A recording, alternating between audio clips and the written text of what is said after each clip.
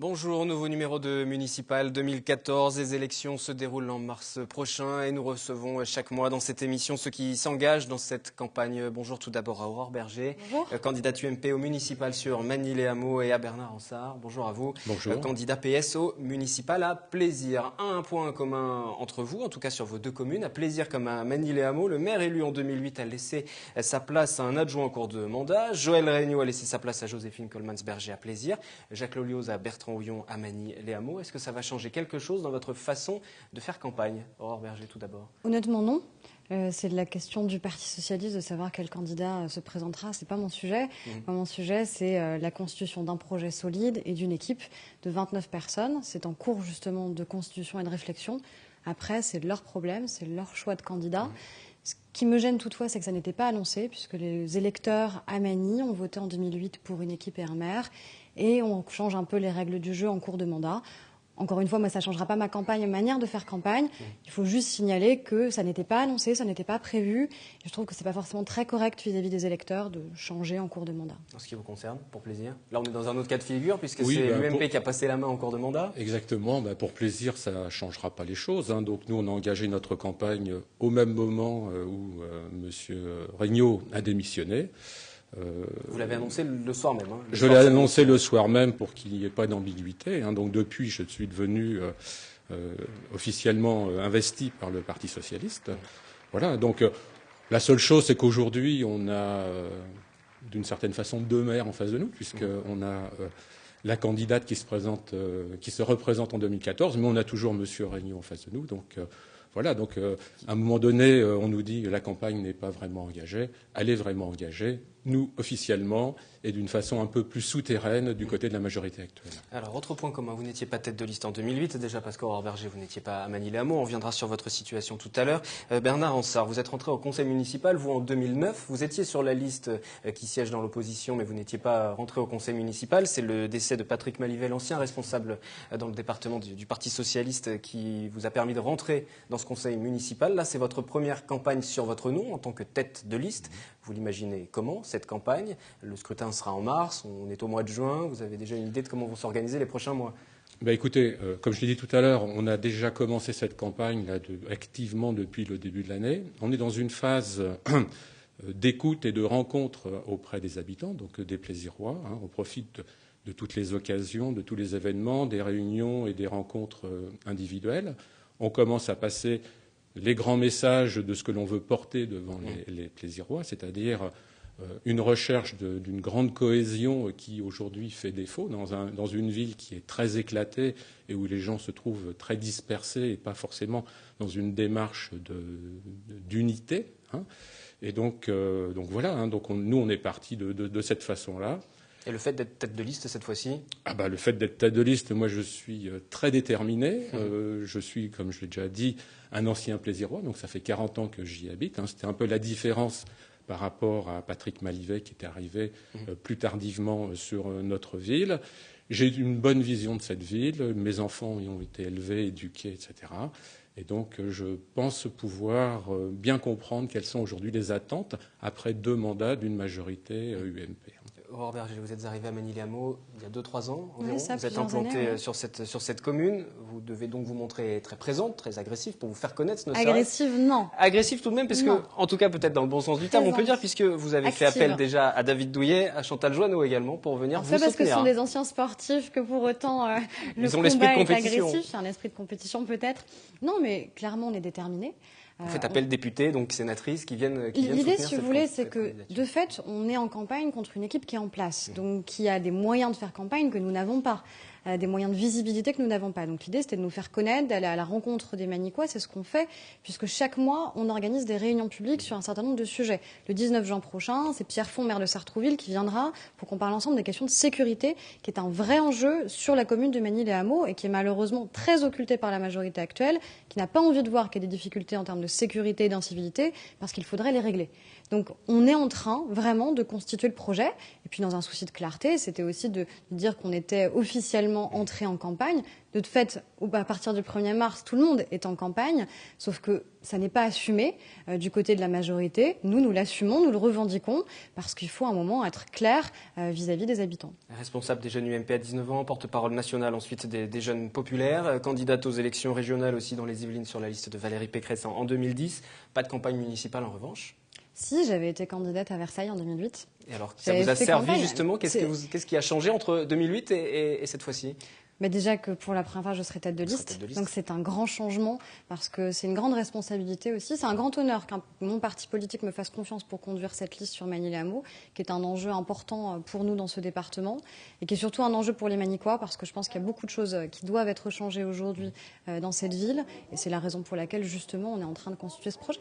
Donc le premier changement, c'est ça. C'est officiellement maintenant, c'est moi qui vais porter l'alternance sur une commune. C'est moi qui vais assumer ce projet avec une équipe puisqu'on sera 29 évidemment sur cette liste. Les choses sont un peu différentes à Plaisir. Ce ne sera pas tout à fait la même situation parce que je vais tout de même préciser que vous avez 26 ans, que votre candidat socialiste a lui 36 ans. Ce sera un duel de jeunes. On aura peut-être l'occasion de l'évoquer au cours de cette campagne. Ce ne sera donc pas la même chose du côté de Plaisir, même s'il y a un point commun entre vous deux. Vous n'êtes pas rentré en politique au même âge, mais à la même occasion. C'était en 2002.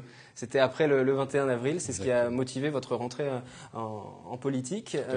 Pourquoi cet engagement en 2002 et qu'est-ce qui l'a motivé? Peut-être aussi tardivement, puisque ce n'est pas tout jeune que vous êtes rentré en politique. Oui, donc moi je suis resté très longtemps, comme on dit, sympathisant de gauche. Donc j'ai eu une carrière dans le privé. Et donc en 2002, j'ai été effondré quand j'ai vu les résultats de l'élection s'afficher. Et je me suis dit, il faut que je m'engage clairement dans ce combat pour que les choses changent et qu'on ne revoie pas ce type de résultats. Et donc, de fait, je me suis effectivement engagé au PS et donc dans la ferme volonté d'essayer de participer au changement des choses. Alors, c'est vrai que je n'ai pas la jeunesse d'Aurore Berger.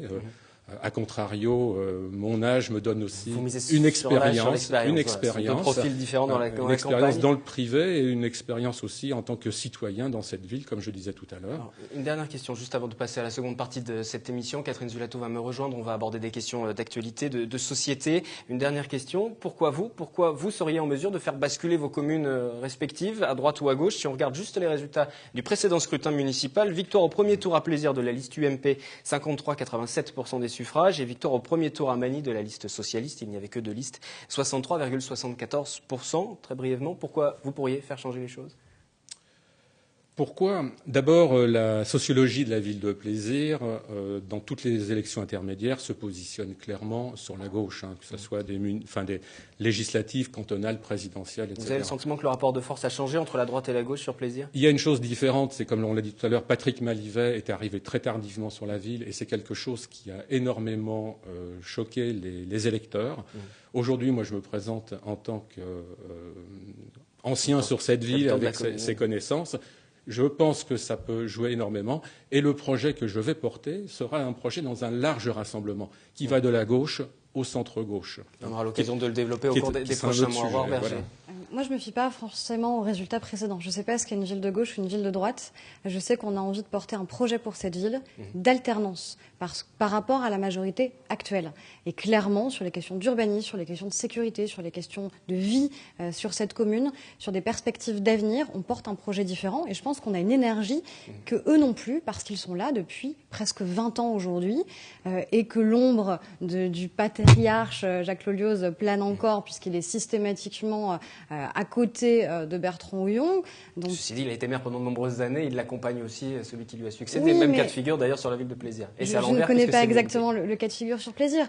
Toujours est-il qu'à un moment, nous, on a une énergie que de fait, ils n'ont pas ou qu'ils n'ont plus, parce que ça fait 20 ans qu'ils sont là et qu'au bout de 20 ans, on met plus d'énergie à durer que d'énergie à élaborer de nouveaux projets. Et nous, on a l'énergie pour aborder de nouveaux projets. On va passer à la seconde partie de cette émission. Juste le temps d'écouter un autre candidat au municipal. C'est François Siméoni du Front National. Il est tête de liste du Rassemblement Bleu Marine à Versailles.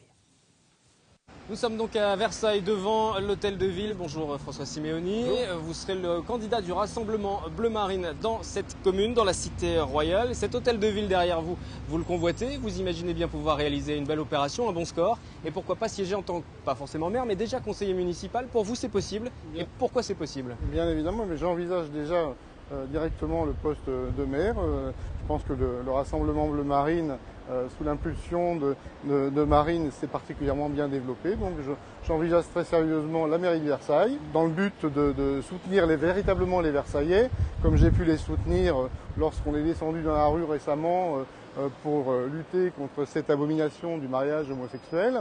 J'accompagnais donc les Versaillais dans leur défense contre ce mariage. Je vous affirme que le Rassemblement Bleu Marine, lorsqu'il siégera à la mairie de Versailles, ne mariera pas de couple homosexuel, ni moi en tant que maire, ni aucun de mes adjoints au maire. Voilà. Non, mais ceci dit, ce sera une obligation. Mais non, ce ne sera pas une obligation, je vous explique pourquoi, monsieur. C'est très simple. Parce que si je suis élu maire de Versailles, Marine Le Pen sera présidente de la République, et si elle est présidente de la République, c'est la seule qui a dit qu'elle abrogerait la loi. C'est la seule. Alors avant de se projeter sur les présidentielles, on va parler des municipales si vous le voulez bien. Qu'est-ce qui a changé par rapport à 2008, au dernier scrutin, où dans le département des Yvelines, il n'y avait pas de candidat du Front National ni du Rassemblement Bleu Marine qui n'existait pas encore à l'époque? C'est très simple. Vous savez ce qui s'est passé en 2007. En 2007, Nicolas Sarkozy a abusé les Français, a abusé la droite française, l'électorat de droite, en prenant nos propos et en trompant les Français qui ont voté pour lui. Du coup, vous savez que comme les législatives déterminent le financement des partis politiques, le Front National a été très appauvri par cette opération-là et on n'a pas pu présenter de candidat et on commence maintenant à revenir en position de par les très bons résultats aux présidentielles et surtout aux législatives qui déterminent le financement des partis politiques. Sur cette commune de Versailles, vous serez donc tête de liste. Est-ce que cette liste est complète aujourd'hui? Elle n'est pas complète, mais elle est en très bonne voie. Elle est en très bonne voie. Il y a beaucoup de gens qui se sont spontanément portés volontaires pour être sur la liste. Ça va être une liste Rassemblement Bleu Marine. Il y a déjà beaucoup d'adhérents du Front National, beaucoup d'adhérents du Rassemblement et des sympathisants qui se sont spontanément présentés. Ce qu'on veut faire, nous, au niveau du Front National, c'est protéger les Français. Protéger les Français, d'ailleurs, quelle que soit leur origine, quelle que soit leur couleur de peau, quelle que soit leur religion. C'est pas un problème. Protéger les Français, protéger les Versaillais, ça passe déjà par les protéger d'une fiscalité locale aberrante. Une fiscalité locale qui est complètement délirante. Il y a aussi la défense des biens et des personnes, défendre les Versaillais vis-à-vis des agressions qu'ils subissent. Je pense notamment aux jeunes gens qui se font agresser dans la rue pour un oui, pour un non. Étant professeur en lycée, je peux particulièrement en parler. Les cambriolages aussi, il y a une recrudescence importante dans Versailles de ces cambriolages. Je pense aussi aux magasins qui ont du mal, surtout dans les quartiers comme Moser, Bernard de Jussieu, Richard Mick, les commerçants ont du mal à revendre leur commerce ou à obtenir des prêts. Je pense notamment à la boulangerie de la place d'Isigny à Moser. Donc des difficultés au niveau commerce parce qu'il y a de l'insécurité qui existe à Versailles aussi. Et vous allez développer l'ensemble de ce programme d'ici le mois de mars. Mois de mars, ce sera le scrutin. Vous aurez l'occasion de venir sur notre plateau. Des débats seront bien sûr organisés. Merci François Simeoni, candidat du Rassemblement Bleu Marine sur Versailles.